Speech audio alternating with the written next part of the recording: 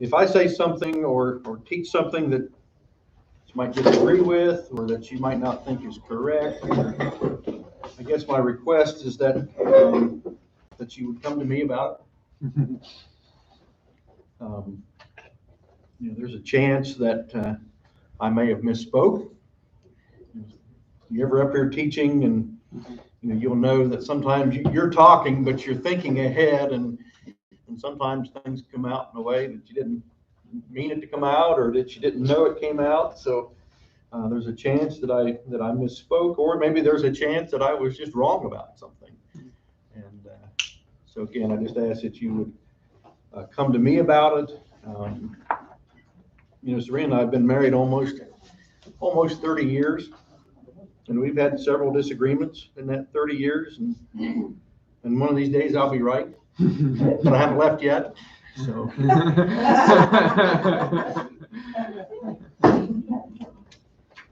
again, just please, come to me. And there's maybe a chance that you misheard something, or that I just said something in a way that didn't come out the way it was meant to come out, and that we're in complete agreement. So especially if you offer to buy my lunch, there's a chance. So please, just come to me. Ben is a great minister, but he's not our pastor here. He's not our archbishop here. And if you come to me and we cannot absolutely agree on something, and we need to get somebody else involved, then we can do that. So just please come to me first.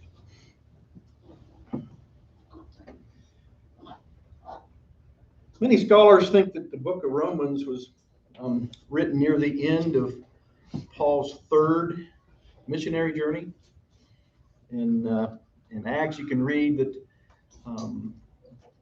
Paul was getting ready to take up a collection from some of the churches in Greece and in that area, and that he was going to take that back to Jerusalem. And it says that he spent 3 months in, it says Greece.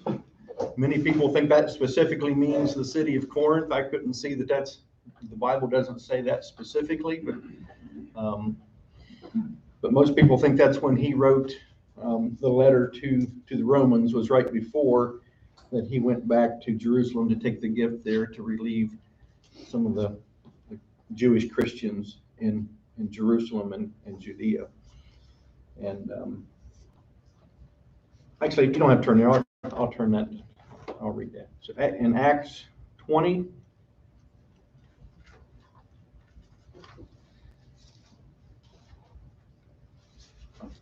I'll just read the first 3 verses. It says, "An uproar had ceased. Paul called the disciples to himself, embraced them, and departed to go into Macedonia. And when he'd gone over that region and encouraged them with many words, he came to Greece and stayed there 3 months." And so that's when many people think that Paul wrote his letter to the Roman church. So keep Corinth in mind for later. That might come into play later. So I said to turn to Romans. How many, especially if you're reading a novel, go to the back of the book first? Anybody do that? I don't either. So if you're going to do that, why read the rest of the book? But this we're going to just real briefly. So Romans 15.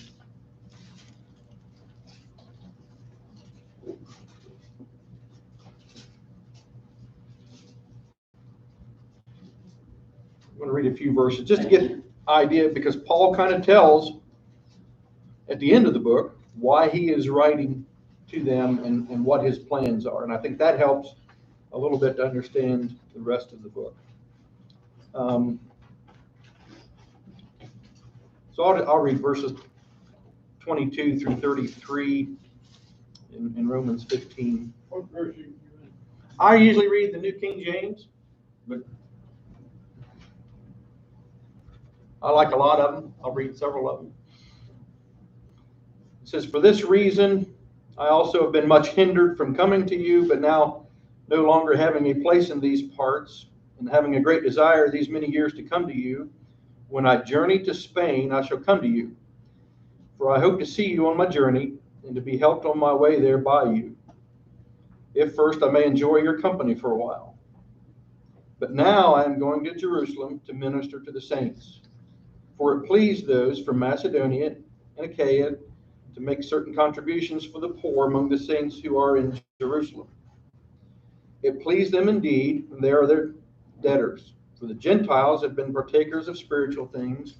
Their duty is also to minister to them in material things. Therefore, when I have performed this, and have sealed to them this fruit, I shall go by way of you to Spain. But I know that when I come to you, I shall come in the fullness of the blessing of the gospel of Christ.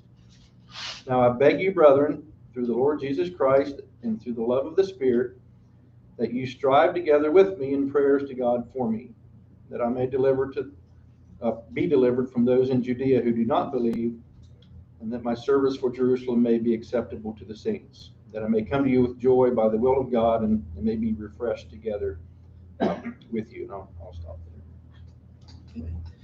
So Paul had plans, and his plan was, after he had delivered the relief to Jerusalem, to the Jewish Christians there, that he was going to go to Rome and use Rome as a base and go to the far western part of what was the Roman Empire at that point. And so you teach a few times, you start finding yourself in patterns. And one of my patterns is distances. And I think I've mentioned this before, but just the distances that Paul and those with him were traveling still astounds me, I guess. So if Paul was in Corinth and he was going to go east back to Jerusalem, any idea how far that was? So from Corinth back east to Jerusalem was about 1,200 miles. Okay. Now, if you're going to go on a trip of 1,200 miles, do you just jump in the vehicle and go? Probably not. Some people might, but especially if you think you're going to be somewhere for a while. And I just think of the logistics that it takes to say, okay, we're going to pack up and walk or partly ride a boat for 1,200 miles. So just the packing, the planning, how do we do that? So he's going to go 1,200 miles from Corinth east to Jerusalem. So Corinth back to Jerusalem to deliver the gift. And then from Jerusalem, he was going to go back west to Rome. How far is that? 1,600 miles. At about 2,000. 2,000 miles. Yep, about 2,000 miles from Rome, or from Jerusalem back to Rome. And Paul said from Rome, he was going to go further west into Spain. How far is that? I'm betting it's far. 3,000 miles. No. From Rome to the nearest part of Spain was about 600 miles. Most of that was by boat. But still, just like I said, the logistics, the distances, so when Paul was on these missionary journeys, it wasn't just I'm going to get up and go. How much time? 5 or 6 months. Several months, yes. Just for reference, from here to Orlando, Florida is only 987 miles. Yes. Yeah. So you guys, anyone who's ever drove to Disney knows that trip. That's you right. would have been doing twice that distance. Yep, that's a good reference. I think I figured once. Yeah, it's crazy. One of them was like from here to Denver or something. I mean, it's just, so the distances were, it just always astounds me. Yeah. So, and he was doing that before automobiles. Yeah, and doing it over several years. But, so Paul's dedication to what he was doing. Okay. They had to go and wait for a ship to be available, didn't they? Sometimes, yes. They had to go ship from one place to another and then wait for another ship. Right. If you were to read on in Acts, that when Paul was going to go from Greece, or something specifically Corinth, back to Jerusalem, he knew there were some that would be waiting for him to do him harm. And so part of that planning was how to go around those cities or go around those places where they knew that they would have been Jews at the time, or there were people that wanted to do Paul harm. They wanted to hinder his trip, so that was part of their plan. And so, again, that just always kind of astounds me. So what were Paul's plans? Go from Corinth to Jerusalem, Jerusalem to Rome, and Rome to Spain. Is that what happened? Don't think he ever made it to Spain. Maybe not. Maybe not. Now, he did make it from Jerusalem to Rome, but how was that? As a prisoner. As a prisoner, okay? That may not have been in Paul's plans, and I think that's something for even Paul's plans didn't always go according to plan. Matter of fact, Paul talked several times. I wanted to go here, but I was hindered. I wanted to do this, but that's not what happened. And so, sometimes we have plans, and sometimes those plans don't go the way we want them to. And it's a time of reflection, but sometimes plans just don't go. Mm-hmm. And if plans for Paul, the great apostle that he was, don't always go according to plan, I think we just should be careful not to get too discouraged sometimes if our plans don't go the way that we plan. Yeah. Okay? So now the question was, did Paul ever make it to Spain? I can tell you for sure that the Bible doesn't tell us. Mm-hmm. Now, if you want to read a lot of debate, or read what some people think happened, you can do that. Mm-hmm. But some think he made it. Some think he was unreleased as a prisoner for a while and did go to Spain. There are others that say nope, absolutely not. So, but that's not going to be something we're going to get into. But it is interesting reading. All right, Romans chapter 1. Doug, I think there's just such a great example there of how, not only his dedication and all that, but no matter what happened, he was always looking for those opportunities to serve the Lord, to preach the gospel. And you can see how even him being a prisoner, results in so much good, even if all he could do was write a letter. Right. And he says as much. Yeah. That when he was in, writing some of his later letters, while he was a prisoner in Rome, just the work that he was able to do there, and some of the opportunities that he had there. So that's true. Yeah. So it's always disappointing, I think, when plans don't go, but we shouldn't get so discouraged that we don't keep looking for opportunities. All right. Does someone want to read Romans 1 through 17? And we're not going to spend a whole lot of time on this section, but 2 or 3 things I wanted to talk about there. Or if you want to split it up, that's fine too. I could read that. Paul, a servant of Christ Jesus, called to be an apostle, set apart for the gospel of God, which he promised beforehand through his prophets in the Holy Scriptures, concerning his Son, who was descended from David according to the flesh, and was declared to be the Son of God in power, according to the Spirit of holiness, by his resurrection from the dead, Jesus Christ our Lord, through whom we have received grace and apostleship, to bring about the obedience of faith for the sake of his name among all the nations, including you who are called to belong to Jesus Christ. To all those in Rome who are loved by God and called to be saints, grace to you and peace from God our Father and the Lord Jesus Christ. First, I thank my God through Jesus Christ for all of you, because your faith is proclaimed in all the world. For God is my witness, whom I serve with my spirit in the gospel of his Son, that without ceasing I mention you always in my prayers, asking that somehow, by God's will, I may now at last succeed in coming to you. For I long to see you, that I may impart to you some spiritual gift to strengthen you, that is, that we may be mutually encouraged by each other's faith, both yours and mine. I do not want you to be unaware, brothers, that I have often intended to come to you, but thus far have been prevented, in order that I may reap some harvest among you, as well as among the rest of the Gentiles. I am under obligation both to Greeks and to barbarians, both to the wise and to the foolish. So I am eager to preach the gospel to you also who are in Rome. For I am not ashamed of the gospel, for it is the power of God for salvation to everyone who believes, to the Jew first and also to the Greek. For in it the righteousness of God is revealed from faith for faith, as it is written, the righteous shall live by faith. Okay, so again, just very briefly go over a couple things in that section. So one is, how does Paul identify himself? A servant, okay? Some say servant, some say a bond servant. But the idea there that, Paul is automatic or right off the bat identifying himself as someone, and the word servant here means someone who has basically voluntarily put themselves in the servanthood of another, okay? So he identifies himself as a servant and one who has done so willingly. And how else does Paul identify himself?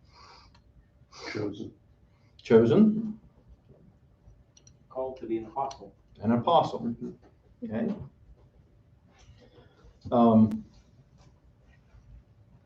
What is an apostle? We've gone over this many times. One who is with Christ. One who is with Christ, okay? And yet, Delegate. a delegate. Sometimes we throw out Representative the of word Christ. ambassador or something like that. Mhm. Basically an apostle was, most of them, someone who had been with Christ, who had been a witness to Jesus, but, and then someone who was going on with some authority. And, so Paul, in most of his letters, not all of them, but many of them, that's how he identifies himself. Almost all of them as a servant, but many of them as an apostle. So that's just kind of a standard greeting from Paul, just to remind, the readers who he was and why he was, what capacity he was writing in. Okay. So then it always begs the question, I guess, to me is, how do we identify ourselves to others? So Paul, in writing these letters, he always identified himself in relationship to Jesus. So I think when I think back to, growing up, a lot of times I had to identify myself as Steve and Louise's child. And as we're older now, we have to identify that we're Elizabeth's mom and dad. We identify ourselves to others by, who we work for or something. So we're often identifying ourselves to others. So how do we do that? And just, do we ever give thought that my first identification should be my relationship to Jesus? So it's just something to think about. There's not really an answer for that. Kind of like how Becky and I identified ourselves with the congregation here. Mm-hmm. We went to the elders where we worship and said, can you provide a letter of introduction for the church here? So, we don't have to identify ourselves to somebody else. We can have somebody else identify us. Right. And speak for us as far as our character. True. True. Sometimes that comes across better anyway. Yeah. Okay. So again, just a thought of, how do we identify ourselves? If you're willing to be chosen too, I mean, if you're willing to choose that person that you're identifying with too. Right. It's interesting, Paul goes on down and says, he was talking about the gospel, but he was not ashamed of that identification. So, sometimes depending on who we're with or what, we might think twice maybe before doing that. We shouldn't, but sometimes we do. So we said that Paul was, I think Paul said chosen. I think some will say set apart. Some will say separated to, and to what? For the gospel. To the gospel, okay? And what is the gospel? Good news.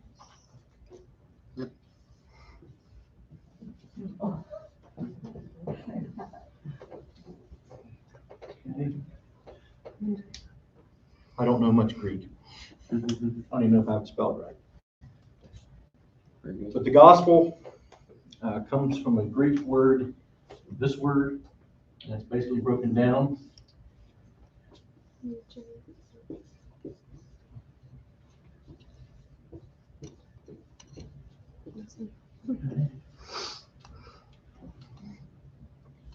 See any other words in the Greek word that look familiar? Angel, Angel. which you usually think of as a messenger, so Angel, makes sense as okay. far as the root.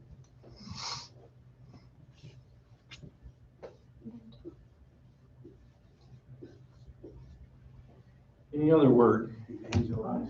Evangelize or evangelist, yeah. So that is a U. Somehow in English it's become a V, I'm not sure. So basically the gospel, and Paul uses the word gospel over and over and over.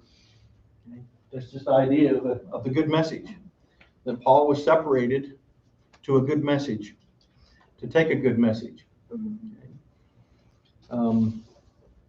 So yeah, again, so the word angel, again, as a messenger. So we do not want to get to the idea of thinking, maybe Ben is our evangelist and start thinking angel. Yeah, I wouldn't use those.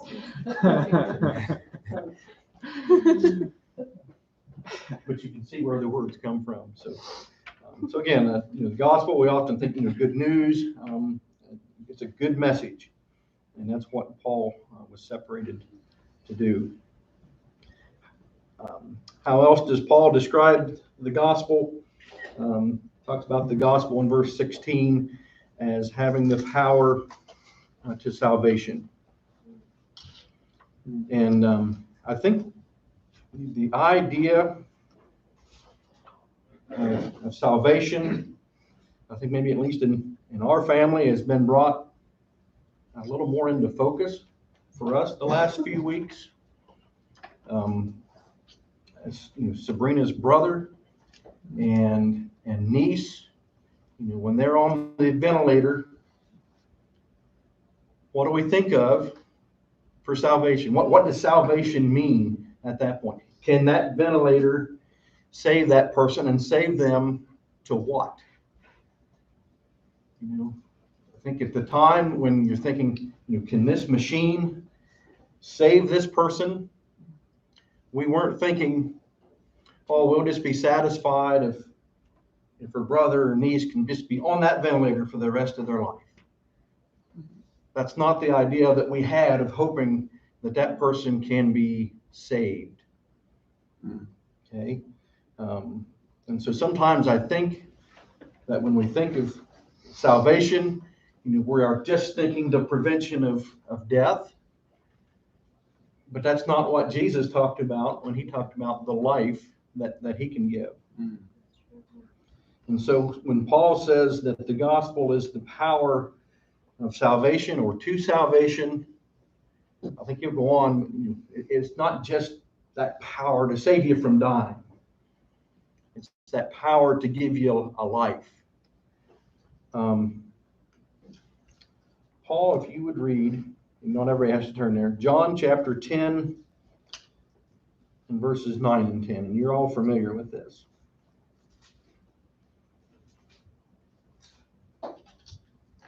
I am the gate. Whoever enters through me will be saved. They will come in and go out and find pasture. The thief comes only to steal and kill and destroy. I have come that they may have life and have it to the full. Okay, so we often think about verse 10, where Jesus says you can have life and you can have life to the full, okay, or an abundant life abundantly. But what does verse 9 say? We often skip over verse 9. To be saved. To be saved and do what? So he's talking about sheep here, Yeah. the sheep specifically, but what are the sheep saved to do? Be able to roam about and find pasture. To be able to go out and do the things that sheep are supposed to do, right? It doesn't say that sheep is going to be saved to lay in a corner of the pen and have water and food brought to it. That sheep is saved to go out and do the things that sheep are supposed to do, and to go in and out and be secured. So that's the life that that salvation can bring. And so what they do isn't too morbid, I guess, or wasn't, but like I said, just the thought of, what does it mean to be saved has been brought home a little bit to our house in the last few weeks. So So when it says that power of that gospel to save, not just to keep us from spiritual death, but to give us life to go do the things that we are supposed to do. In your verse 14, mine uses the word barbarians. What does yours use? Barbarians. What does that refer to? Barbarians. I mean, we have, I guess it's just other Gentiles or other. I think so, because he non-Jews. refers to Greeks there. Greeks would obviously not be Jews. Yeah. And then barbarians would be other Gentiles who aren't the Greek or the Greek-speaking people at the time. So actually, let me mark that because that's something I was going to bring up. Yeah, so let's talk about that, okay? Since Greg brought that up. So Paul, in his writing there, says that, my version says that he is a debtor to both the Greeks and the barbarians. Some will say an obligation, or he's obligated to. Any other words there in verse 14?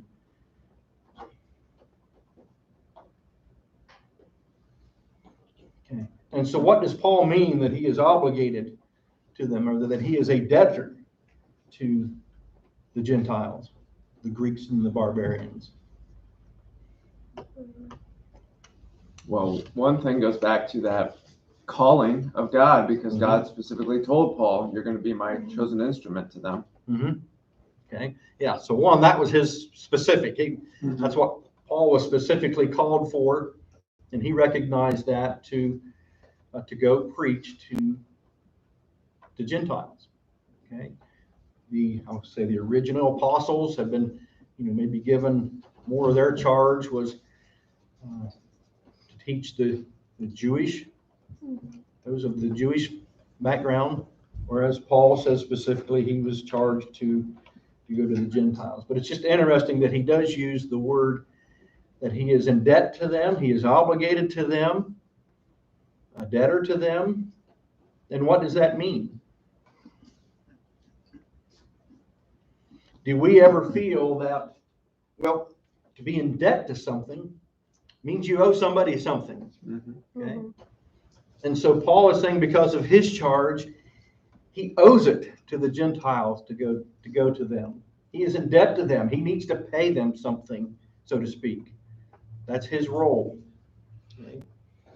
And so if we are told to go, do we ever feel that when we look out at the lost, I owe that person something? I owe them to teach them. I owe them to talk to them. I owe them. It's a debt that I have to them. Do we ever feel that way? I don't feel like we do, but I feel like we should. Maybe we should, right? It's not the first time in Paul's writings that type of speech comes up. I was just reading in 1 Corinthians 9:16 this week. For if I preach the gospel, that gives me no ground for boasting. For necessity is laid upon me. Woe to me if I do not preach the gospel. Like it's for him, it's not even optional. It's like I have to preach this. Right. It's my debt. Now that I'm a Christian, I can't help but share this good news with other people. Right. And if I don't, then you're in contrast, you're in sin, because you really do have to share this message. Right. If you've been blessed enough to be saved. Yeah.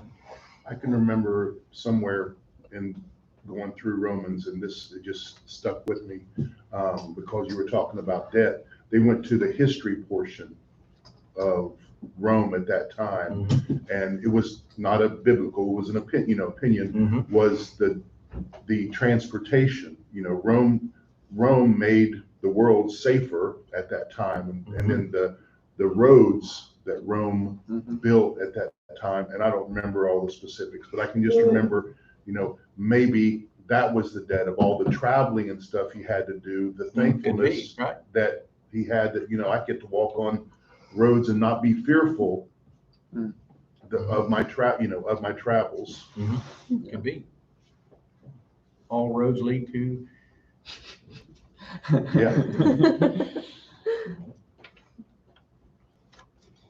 So there again, I mean, just, is that in our thought each, as we go about our day, that I owe somebody something. I owe them maybe to teach a little bit to them. I'm not getting near as far as You never do. I never do. Okay. Probably best passes. March 14th, 1984.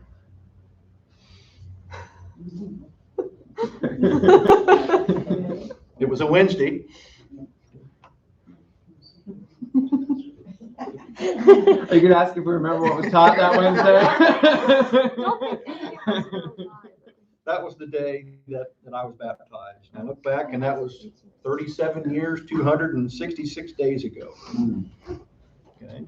Amen. So when Paul wrote to the church in Rome with the idea that he was ready to preach the gospel to them, the letter that he wrote is generally looked at as having maybe the most complete explanation of the gospel. But you know what? The letter to the Romans was available to me before March 14th, 1984. It's been available to me in the 37 years since. So why are we here looking at a letter that was been available to us our whole life?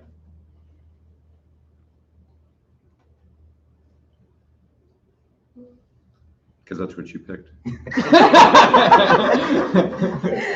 Well, But you chose to be here. the gospel never grows old. I mean, the gospel message is, always of most importance as it is put elsewhere. Well, verse 16, it's the power of God. Yeah. It's a powerful message. Mhm. But we still don't get it. And sometimes you don't. That's right. That's right. There's always something more. I mean, there's always something else. This week, so It's a Wonderful Life movie guy. I'll watch it. It was last Last night. night. Yeah, well, Yeah. I've got it on, so it's on Amazon Prime and it's on Netflix, so, and I even posted, if anybody can watch this and not watch, and watch the last 15 and not cry, Mhm. but every time you watch something, well, I never knew that. I never saw that, or the same thing is true here. You may think, 10 verses, oh, I've got this down pat, but somebody else comes in and not changing it, but just keys in on something different than what you're keyed in on. Mhm. Eye-opening. And so I don't ask that question to make anybody, let's say, feel bad, I guess. It's just a question that I ask myself sometimes, And this has been available. How many times, how many studies have we had on Romans, or at least partly on Romans? And so, what makes me feel, even as a student, or what makes me feel that it's worthwhile to come spend an hour or 45 minutes to go through a book that we have gone through before, to hear the gospel that we have heard before. And so again, it's just a question that I feel like I have to ask myself. And what's the reason? Is it because just like Greg said, because that's what we have to do, or or what is the reason? And That's the and that's the bigger responsibility of doing what you're doing today is, not to have us, but to be able to bring forth, I don't want to say a new way to look at it, because that's not what we want, bring forth information. now I feel pressure, Paul. Yeah, no problem. So again, it's just something I have to ask myself, what advantage is it for me to do this, or what advantage is it for you to be here for 13 or 14 weeks or whatever, to go over something that we have gone over several times. I do think of something that Andy Eustace used to say.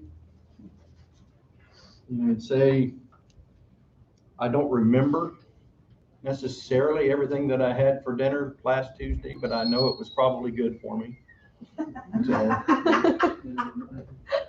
So maybe that's just are we going to remember everything? No, but it's still going to be good for us to go through some things. So.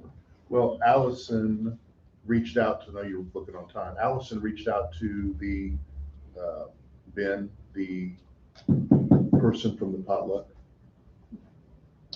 I know we can say that and everybody knows who I'm talking about. The homeless individual? Yes. Okay.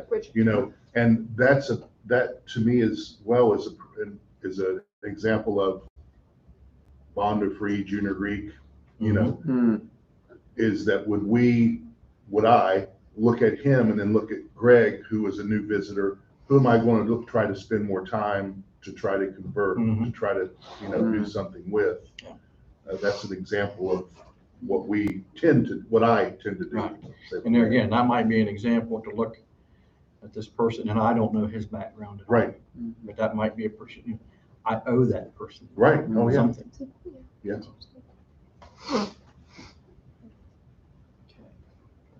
All right.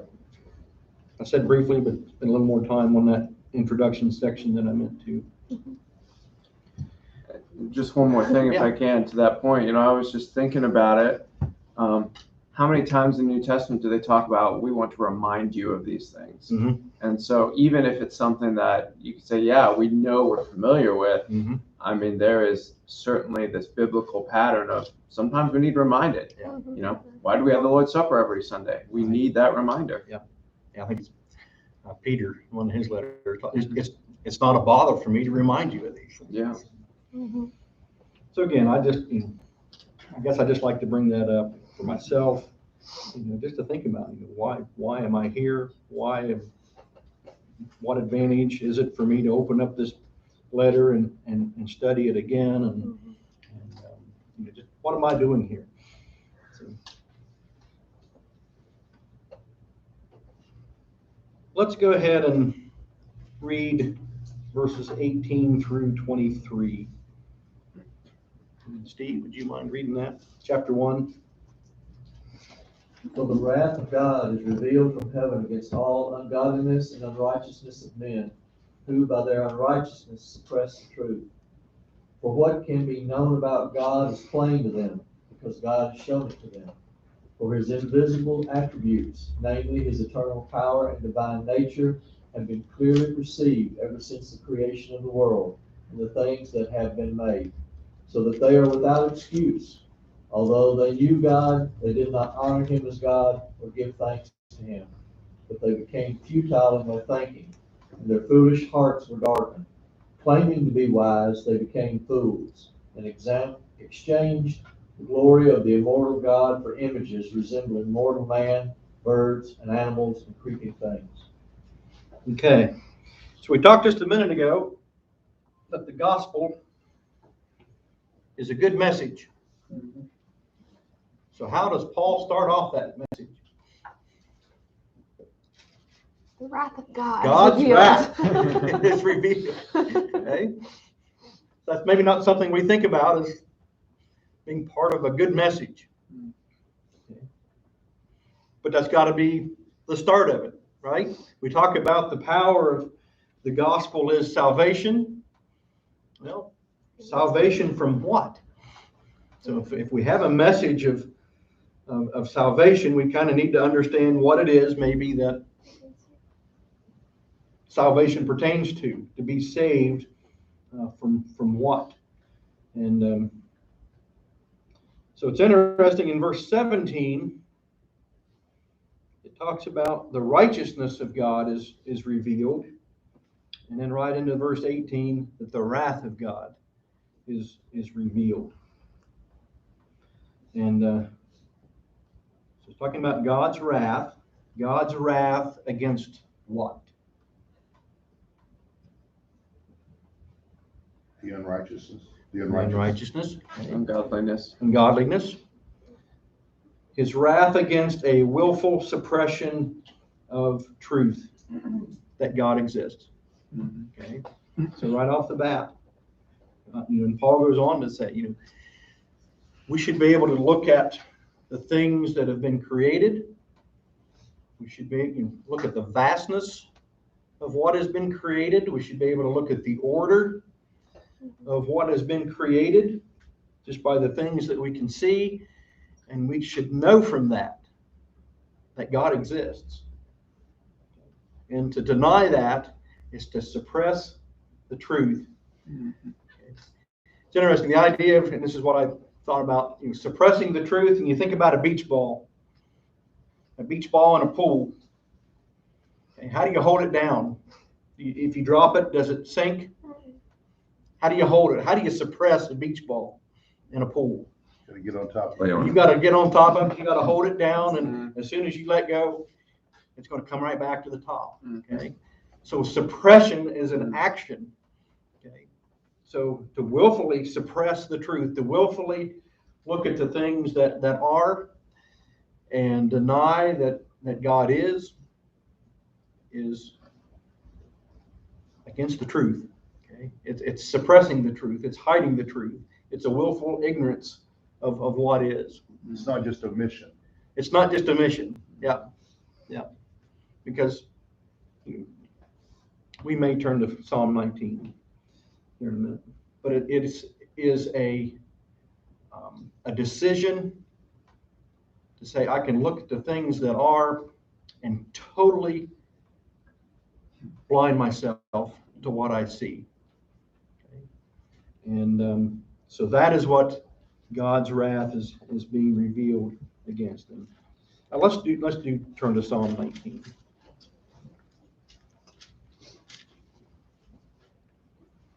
By no secret, this is one of my favorite ones. And we'll just finish this morning and we'll start here next week.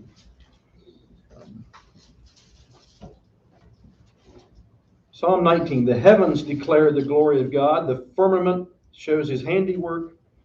Day unto day utters speech, and night unto night reveals knowledge. There is no speech nor language where their voice is not heard.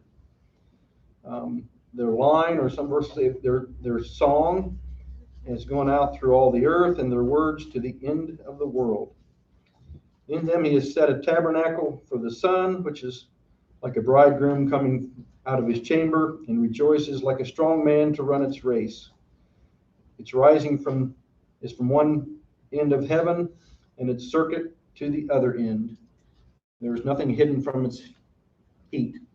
Okay, so what is that part saying? What is creation saying? It declares God in every single part of it. They declare. Okay. Bless you. Bless you, Steve.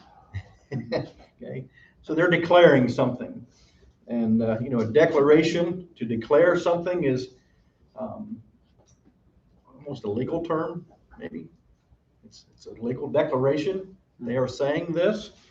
And so it always interests me that David goes right on into the next few verses saying, in response maybe to what creation is telling us, that we can know that the law of the Lord is perfect, converting the soul. The testimony, and I'm going to skip some of it. The law of the Lord is perfect. His testimony is sure. His statutes are right. His commandment is pure. The fear of the Lord is clean. His judgments are true and righteous. And so David is going on to say, I can know those things because of the things that I can see. I can have no doubt about who God is, the nature of God, that his law is perfect and so forth, partly because of the things that I can see, partly because of what has been revealed to me by what God has done. And so back in Romans, I think Paul is kind of following that idea and saying, because there are people that suppress that truth, and we're going to talk more about how that truth is being suppressed, that his wrath, God's wrath, is being revealed. Okay? And so again, it seems odd that that's the first part of a good message, is that God's wrath is being revealed, but that's got to be part of the message. In my work, we'll talk about this again next week a little bit more. We are given, part of my job is to help people plan to fix conservation problems, I guess, or to fix problems through conservation, and to help them develop a plan to do that. And so Believe it or not, the government has a manual for us how to do that. It's 9 steps. But the first step 1 is my job is to help people identify problems and opportunities. Okay. And so that is what Paul is starting to do here. And he is helping those that he is writing to or that are going to be reading his letter. That part of the gospel, the first part is to help you identify that there's a problem, that there is something that needs to be fixed. And so that's part of Paul's message. That's part of the gospel. And that's part of our responsibility, is to try to help people through the gospel to realize when it says the power of the gospel is salvation, to be saved from what? And what is the problem there that needs to be fixed? So we'll finish chapter 1 next week and get into chapter 2.